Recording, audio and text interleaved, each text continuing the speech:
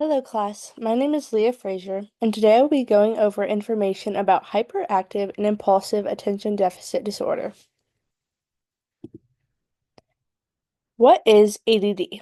ADD stands for attention deficit disorder. This involves difficulty sitting still or having quiet time. The student may have a lot of energy and be extremely talkative.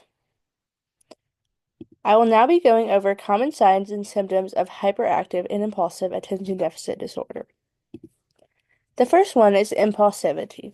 Impulsivity in individuals with ADD can lead to speaking or acting out without thinking, often resulting in interrupting others or making bad decisions. The second one is they may have a hard time waiting their turn. This may be too difficult with self-regulation. The third sign and symptom is excessive talking. Individuals with ADD may frequently interrupt others during conversations, struggling to wait for the appropriate time to talk.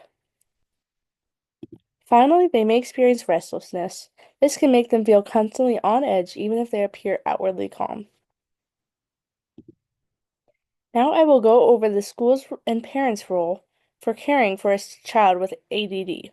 These adults should create a structured environment with strict rules and routines. They should also provide breaks for activity to manage excessive energy. And finally, they should set expectations and consequences for bad behavior.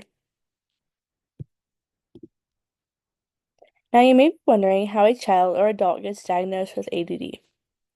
ADD is diagnosed through behavioral evaluations, observing inattentive inattention symptoms over 6 months across settings and ruling out other conditions. Symptoms may be present for at least 6 months. They must start before age 12, and they should significantly impair functioning in the school or their daily lives. There is not one single test that is based on that can diagnose a child with ADD. It's based on patterns in their behavior. Now I will be talking about UDL and how it comes into play with a student with ADD. For engagement, I would allow the student to take breaks to maintain their focus. For representation, I would use graphic organizers and visual guides to help the student understand what we are learning.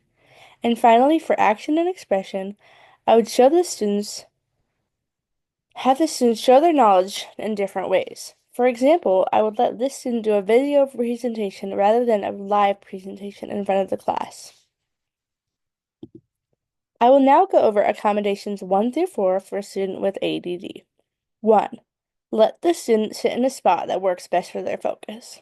This may be near the teacher, away from distractions, or in a quiet corner. 2.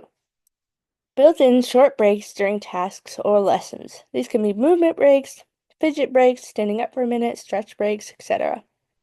3. Fidget tools give the hands something to do. Also, alternative seating allows for movement while working. 4. Give short, direct directions using simple language. I will break up the task into smaller steps to make sure the student is understanding what I am teaching.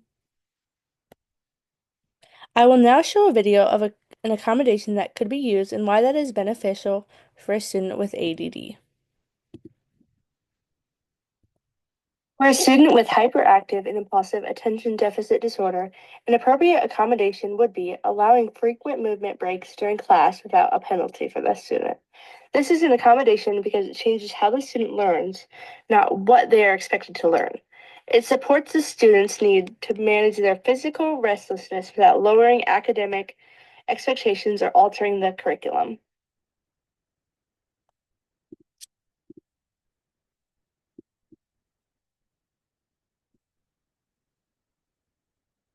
I will now go over accommodations number 5 through 8 for a student with ADD.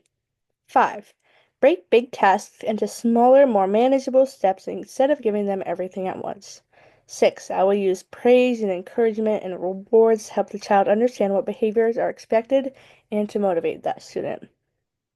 7. I would give the child extra time to finish their work or take tests so they don't have to rush on those assignments. 8. I would gently remind the student or guide the child back to the task if they and when they get distracted. I will now be showing you a second accommodation and why that is beneficial for a student with ADD.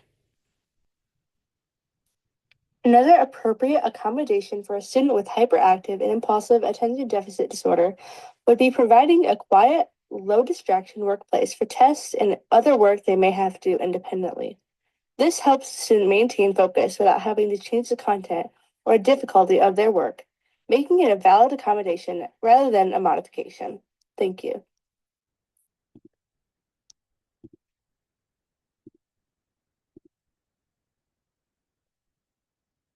Finally, here are my resources that I used throughout this presentation and in my handout. Thank you so much for your time.